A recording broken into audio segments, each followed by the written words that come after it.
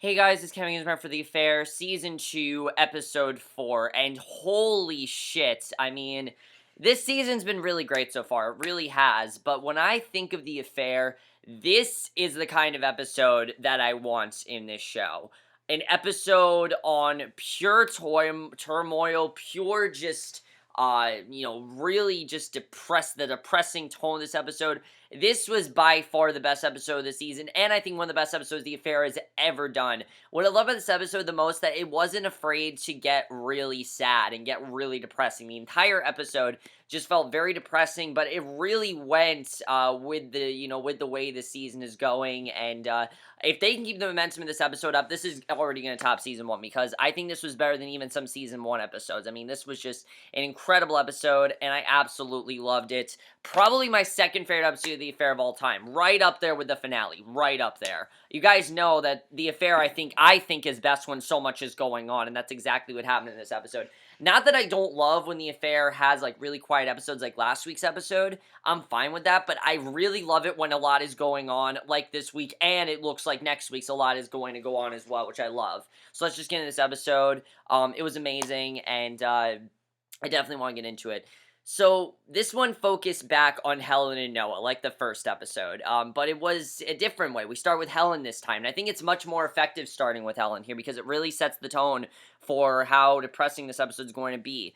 And it starts off depressing. I mean, we see John, the lawyer, who is Helen's lawyer for, who's the mediator for Helen, and he talks about all the crimes against marriage that Noah has committed and all the things that has happened, and he's talking about the cheating, the gun incidents, the love shack, the general trauma inflicted upon Helen and the kids, and not one of these things are true. I mean, not one of these things aren't true, I'll say that, but John is just making Noah seem like the worst person ever. He keeps referring to Alison as Noah's paramour, which is really annoying everyone. Basically, he then talks about how Noah can't figure out how to get his kids a place to live when the children are already living in a perfectly nice brownstone. He's talking about how Noah's not going to keep that promise. He keeps saying to his kids that I'm going to get you that apartment and we're all going to live there together. But John thinks it's bullshit. He doesn't think it's actually going to happen. And basically, you see this whole thing getting away from Helen as it's detailed that they live in Tony Park Slope and the building is worth $3 million.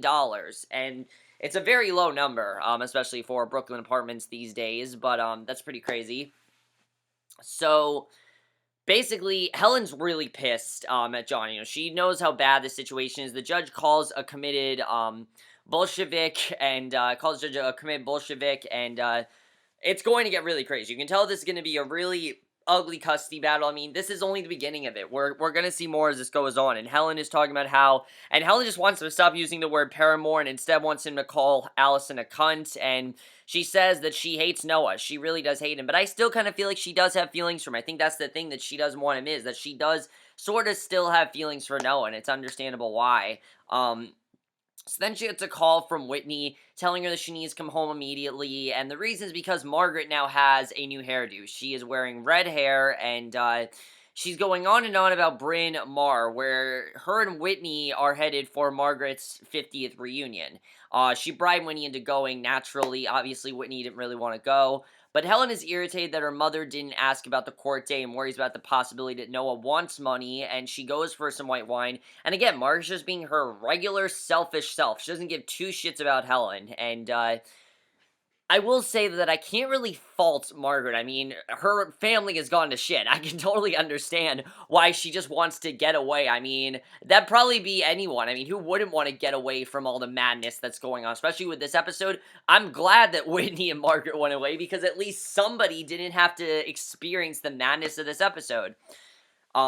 I can understand why, Margaret, if she needs to be a bit selfish, honestly. The family's so bad that I think Margaret needs to be a bit selfish right now. Especially because she doesn't know, we get to this really sad scene because Helen pressed her to sit down with Bruce and the lawyer, and Margaret confesses that she doesn't know where Bruce is. She has no idea where he is, and that he's left her for some girl in Tulsa, some student that he's with, so it's really sad between Margaret and Bruce. Things aren't much better between them. I mean, the entire family, it seems like, is really bad. And I don't think this is just Noah and Alison. I mean, Bruce and Margaret really did have it coming. We always knew, like I said, in the second episode, we found out that Bruce was going to go back to that woman, and now we know that things are really bad between them, and I think it's really interesting. So Max pops by with some flowers, and he was worried about how Helen's day went, which is nice, though it's hard to take anything Max says very sincerely. He's kind of being a dick, honestly. He tells her that they have enough time for her, receive her present for a role, and he wants to have sex. He's just like, he doesn't even say it like in a nice way. He's like, let's just fuck. Like that's literally how he says it. And basically, she seems very not enthusiastic. She doesn't really seem into it. Like I said before, I don't really think she likes Max. I think she simply just wants some sort of sympathy from somebody, and Max gives that to her, and that's why she likes Max as much as she does. And he's really excited, and she offers some lame excuse about the kids, and Max is saying how he gave Noah 50 grand and he should be just fine, and Helen thinks that he's crazy for doing this. She doesn't understand because obviously Helen is supposed to be his girlfriend, and he is, basically giving money to her soon-to-be ex-husband. It's not something she want to do, and we do know that it seemed, basically, you wonder if she's wondering if Noah spent that money on an engagement ring, because, of course, she doesn't know that Noah just recently proposed to Alison. She doesn't know about that. But you can definitely tell she's starting to put the pieces together, and he still can't get over the college thing, and that is rough, and he starts to get a bit mean, and Helen tells him, oh, we're going too fast, I can't really do this right now. She breaks things off with Max in this episode. I was really surprised, but I don't blame her. I mean, Max is kind of being an asshole. He really is. He's very full of himself.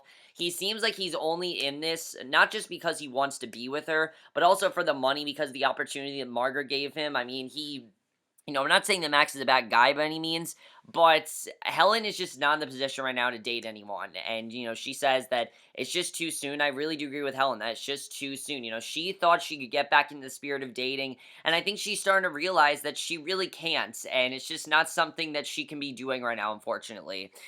And he starts to get a bit mean, talking about how no one is good enough for Helen and no one can make her happy. And she points out that Noah left her, which is true. Noah did leave her. And her and Max are history. They're not together anymore, which I was very surprised about. But surprisingly, that is the least saddest thing that happens in this entire episode. You would think that'd be very sad, but it's really not, because Helen and Max were a very superficial couple to begin with. I never really believed that they were in love, and yes, I know we've only seen them for 2 episodes, but I think because of what we saw in episode 1 and episode 4, we've seen enough of their, relationship to see that this really wasn't going to go in a good place. I knew that this really wasn't going to last. I knew Helen was going to break things off. Not this soon, but it makes sense, honestly. Just the way things are going for Helen, it really does make sense why that's going on. So Helen then undresses and drinks some wine while this was a really fun scene, it is probably the most crucial scene in the episode. She's singing along to the song Change the Lock, and she's singing along. I think we all do that at some point. Like when we're really upset, we just sing to a song, and that's exactly what she's doing. And it's really sad because, everyone does that sort of thing. She keeps getting drunker and drunker, and she seems really powerful, but then while she's drinking, she notices there are, like, gray streaks in her hair. I mean, things just really are not going good for her at all. And that's when she has a great idea to take the edible pot drop, and not only is she drinking, she's now taking drugs. And this sets her up for the worst day of her life, pretty much. I mean, after this, she pretty much has the worst day of her life, which, I mean, maybe she's had worser days, but I don't really see a day worse than what Helen goes through. I mean, really, there's nothing worse than what can happen to Helen in this episode. Noah as well. Noah has a pretty shitty day as well. His is not much better. So now she's very drunk. She's also pretty high, and she goes to this store, which apparently doesn't, she knows the girl that works there. They don't seem to have a lot of customers. And she starts to get, she's trying to convince this person to buy oil and vinegar for salad, and she gets, like, really crazy about it. She's like, buy this oil and vinegar, da-da-da-da, like, she ends up scaring them away, because obviously she's just being really over the top about it, not acting like Helen at all. I mean, it's funny at some points, but at the same time, that this is not Helen. Helen would not do something like this, and Helen is just, because of what she's going through, because of all the emotional trauma, she needs to take it out somehow, and if she needs to take it out on drugs and drinking, I'm not surprised that she did that, because that's something that actually happens when you're in an affair. When someone's in an affair, or just any stress you're going through, people will start to drink. People will start to take drugs and do things they normally wouldn't do, and that's exactly what Helen's doing. She's turning to drugs and drinking because she really doesn't have anyone at this point. So she goes to the hair salon where she gets some foils put in, basically highlights, to cover up the gray hair. And she pretty much is oversharing everything about her divorce with her stylist, who her stylist is just very like thrown off. She's like, I don't need to know any of this. And her friends are being scared of her and how she's very high and they're laughing at her. And she's just spacing out. Like she's really just she's losing at this point. She really is. And there's no stopping it, especially when she tells her stylist about some of her bodily functions. I mean, that was pretty funny. But then, of course, is at the terrible moment where she sees her own mother's face looking back at her. She pictures herself as her mother because Helen is very much like Margaret. And honestly, I think Helen is thinking that, oh shit, I'm going to end up like Margaret. And Margaret is not as worse a position as Helen, but, she really is. Because, of course, her husband's leaving her after all these years. And I think, Helen is really starting to see the comparisons because obviously she doesn't want to be like Margaret. But I think she's starting to realize that she might turn out like Margaret, just the way she's acting. That's how Margaret would act. And I think that definitely is true. So she then gets a call from Trevor and Stacy that she's gotten her dates wrong. She thinks that it's Thursday and this is the day that Noah's supposed to go with them, but she realizes that it is Wednesday. She's supposed to be there. She goes to pick the kids, and this is when things just get terrible, honestly. It was an amazing scene, but I was surprised by how crazy things got here. She dashes out. She still has foils in her hair. And, people are laughing at her as she leaves, obviously, because she looks like an idiot. She's leaving with foils in her hair. And, she keeps those foils in for the rest of the episode. She doesn't take them out, just because of how crazy she is. And I think something else I like about the foils that it really symbolized how crazy Helen is going. I mean, really, they did a good job with making her look very, like, scary and menace and, very intimidating and just very, just overall, very senile. That was the perfect portrayal of Helen this episode. Wise costume choices there, definitely. And this is all sorts of bad, especially since she really should not be driving. Obviously, when you drink, you shouldn't drive, and it just gets worse. She makes it to school, she talks crazy to the counselor, a series of unfortunate events leads to her backing out, hitting a car, and Stacy's not buckled in, and because that Stacy has a gash across her head, and she might have to go to the hospital. The cops see, and that was insane. Stacy was hurt. I didn't think that was going to happen, but that was pretty crazy that happened there. And I know some people say, oh, they did the cliche car thing, but again, that's just something that Helen put herself up to because she has so much going on in her life and so much stress that she's not really paying attention. And it just gets worse from here. It doesn't get better. The cop sees that Helen has weed in her bag and that Trevor's disgusted by her, and when it all spirals, she accidentally assaults the officer and is quickly handcuffed, and she says she needs to call her husband. And Noah then arrives in the cab, and he comes over to Helen and starts yelling at her about Stacy not wearing a seatbelt and whether she lost her mind, and obviously he's very concerned. He knows that this wasn't right, and I don't think Noah would even do this. This is something that Noah would not do, and Helen looks at him and asks in an even voice, and she says point blank, why are you doing this to us? And, I think that's interesting that she said that. It really shows that, a lot of this is happening because of Noah's affair. That's why this is happening. It's not necessarily Noah's fault. It's more just how she's reacting to it. And Noah obviously doesn't have an answer to that. She ends up going to jail, and she picks up the same nail polish she was wearing that morning in court, and she finally realizes that it's time to take the foils out in court, and her hair has now been bleached white, and that's how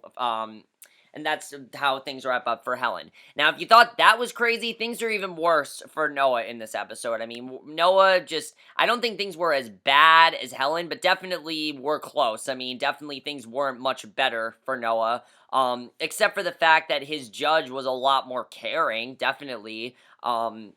We do see we're back in custody courts, but with no remembering things, it of course is different, and the judge seems very concerned about whether Noah will be living with Alison or not, and he tells Noah that he hasn't been thinking of his children's needs and gives an order that prevents contact between Alison and the children.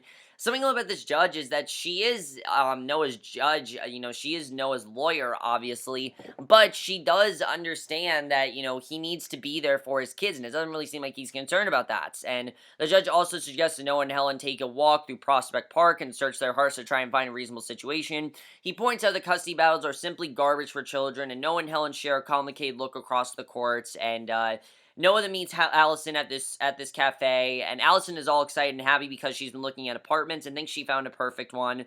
And, he talks about, Noah has this dream that him and Allison will live in this apartment together, and then when the kids come in, she'll leave just for a little while, because obviously he doesn't want the kids to be with Allison because he knows how uncomfortable he'd make them feel and how uncomfortable Allison would probably feel. I mean, Allison is great. I'm sure would be great with kids, but obviously they both feel very uncomfortable in that situation. And I like how Noah's trying to help his kids, but we see here that she really wants to get an apartment, and Noah's looking more and more crestfallen. He realizes that he's going to have to tell her that they can't live together. Even though he wants to, they basically have told him you can't do that. And, basically, it's a really sad scene. And she's very, what I like about Alison, that she's very understanding here. She understands what he's saying. It's very hard, it's very hard news for her to take, but she understands, okay, I can't get everything I want, and it was really sad to see. And obviously, I can't really blame her for being upset, but I thought that was definitely very sad that we saw that. I definitely like seeing that. So, she suggests giving Helen what she wants, aka custody, and Noah's horrified by the suggestion, but is interrupted by a call from Helen, and of course, that is when the whole car situation happens. And, things are even more messed up in Noah's mind. Stacy's injury is a lot worse. She has, like, a huge Band-Aid. She has, like, a gash right here. She possibly has to get stitches. Trevor is being more of a narc. Helen is much more messed up, and she asks why he gets to screw up, but she doesn't, and she's laughing, and he's asking why she's laughing, and she's saying, that she's so high out of her mind that she's laughing, and she passes out, and that was pretty crazy when she passed out. I'm assuming that did happen, because we didn't see, obviously, that happen, but just because we didn't see it in Helen's perspective didn't mean it happened, it does not mean it didn't actually happen. So Noah takes the kids home, sees the remnants of Helen's drunken revelry, and he also sees the flowers for Max on the table, and he's starting to jump to the wrong conclusions, basically thinking that Helen and Max, obviously he didn't know that they had a thing, and he's probably thinking that Helen and Max got engaged, and he's really pissed about it. There are two wine glasses, a bra on the steps, and he makes this decision to take the kids to New Jersey because he does not feel that Helen is safe with them, and I do agree with that. Noah's not much better, though, honestly. He's not in the best position either.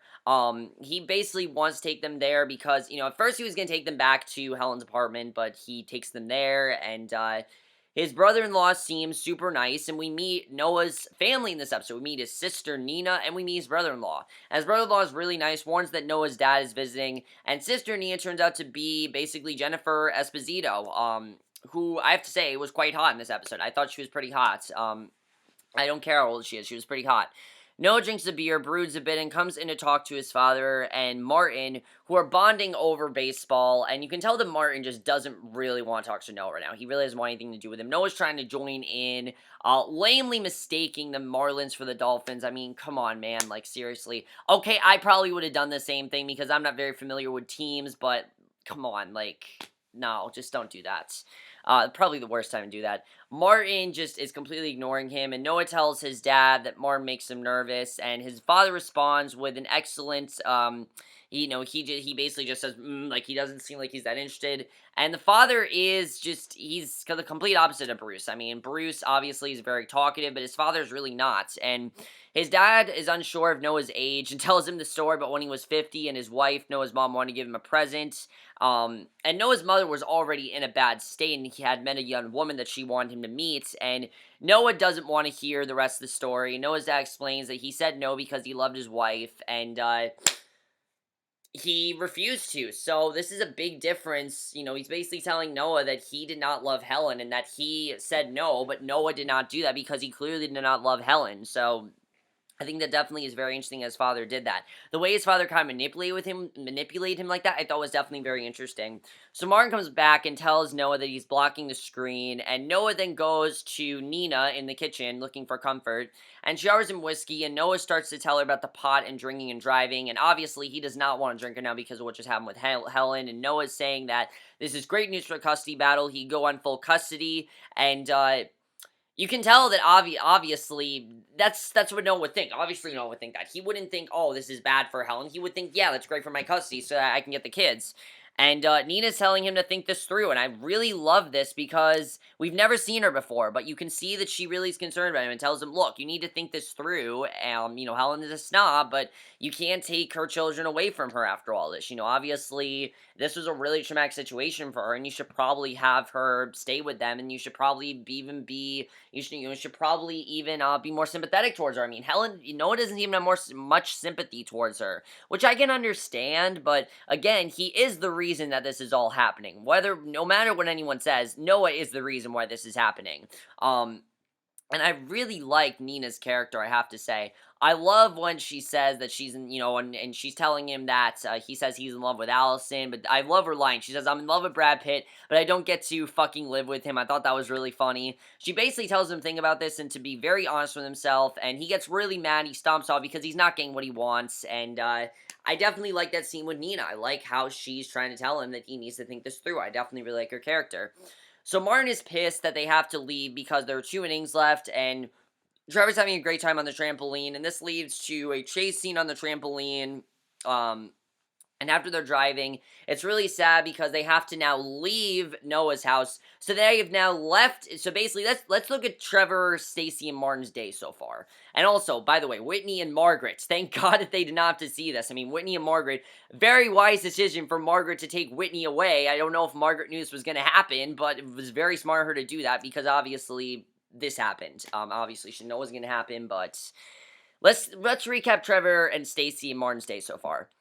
They are picked up by their mom. Trevor and Stacy are picked up by their mom, who's high off a rocker and gets them into a car accident. Stacy has an injury. Trevor's crying. They're forced to go with Noah. They go to his house, think they're going to watch a movie. They have to leave, Helen's house because Noah doesn't want them there. They go to Noah's family, who he doesn't want them there either, and now they're going to a cheap motel. I mean, these kids have been through so much, and they're, 6, 7? It's really crazy. So after driving, no one seems to know where to go because they don't know really where to go here. Martin has a very sensitive stomach and he has to go to the bathroom, so they end up in a comfort castle in New Jersey, and it's really sad that we see this scene. I mean, Martin is in a really bad state here. He's holding his stomach, lying by the toilet on the floor, and the saddest part is that we know why this is happening. This is happening, obviously, because of Noah, because of the affair that's been happening. This is how it's affecting Martin. And like I said, all the characters are reacting to the situation in different ways. This is how Martin reacts to it, is by vomiting and just the really crazy situation he's in. It's really hard to watch, I have to say. The scene was definitely very hard to watch. He's lying by the toilet on the floor. Alison calls and goes into nurse mode, having Noah check out his stomach and telling him to take Martin to the hospital. Martin is telling him to leave him alone, but I like the way that Alison was kind of helping out Noah on the phone. I definitely like seeing that. So he tells Noah that he's going to try to go to the bathroom, and basically everyone's asleep in the terrible hotel room, and it's just Noah and 3 of his children, and he sees that maybe this isn't as simple as he thought. He calls Alison, tells her that he misses her, and she tells him that she's downstairs, and luckily he finally does get something nice out of this. And that really is love right there. I mean, just the way she talked to him, it's that you can tell she loves him. So they're driving to Comfort Castle basically with a 6-pack, and they sit outside, drink the beers, and they seem really happy. And then she asks him point blank, what's going to happen to us next? And of course he doesn't know, but we know because then we go to the future, and this scene was again very interesting. I really like the way they are setting up these future scenes. I have to say, they definitely are getting a lot more interesting as the season goes on. We see in the courtroom, John is fighting over to change the venue for the trial. He makes a pretty convincing speech, talking about how good Noah's book is, and that, his book is just simply too good for them to have just in a regular venue. They need to change it because his book is just really, really good, and, it's that good that they should change it up. But the prosecutor is telling him that the book isn't very popular. Noah passes on the plea deal because he clearly doesn't trust Jeffries. I mean, Jeffries, we know,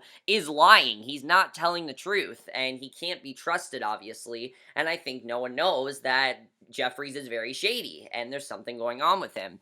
So the judge says that the trial's staying there in 4 weeks, and basically, I'm assuming in 4 episodes, the actual trial is going to happen, and that's how this episode ends.